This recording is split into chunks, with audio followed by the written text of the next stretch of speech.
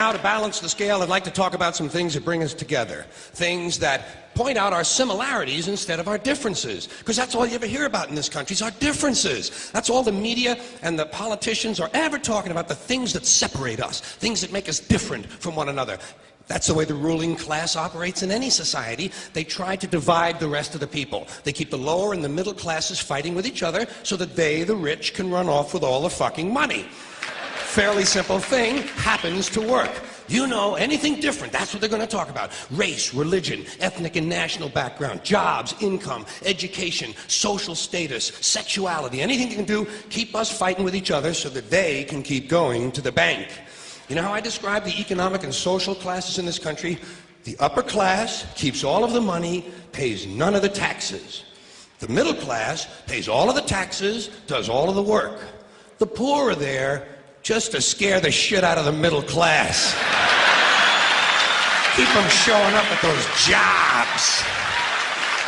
Now, you probably noticed I don't feel about that war the way we were told we were supposed to feel about that war, the way we were ordered and instructed by the United States government to feel about that war. You see, I tell you, my mind doesn't work that way. I got this real moron thing I do. It's called thinking. And I'm not a very good American because I like to form my own opinions. I don't just roll over when I'm told to. Sad to say, most Americans just roll over on command. Not me. I have certain rules I live by. My first rule, I don't believe anything the government tells me. Nothing. Zero. Nope. And I don't take very seriously the media or the press in this country, who in the case of the Persian Gulf War were nothing more than unpaid employees of the Department of Defense, and who most of the time function as kind of an unofficial public relations agency for the United States government. So I don't listen to them, I don't really believe in my country, and I gotta tell you folks, I don't get all choked up about yellow ribbons and American flags. But there's a reason. There's a reason for this. There's a reason education sucks, and it's the same reason that it will never, ever, ever be fixed. It's never going to get any better. Don't look for it. Be happy with what you got. Because the owners of this country don't want that. I'm talking about the real owners now.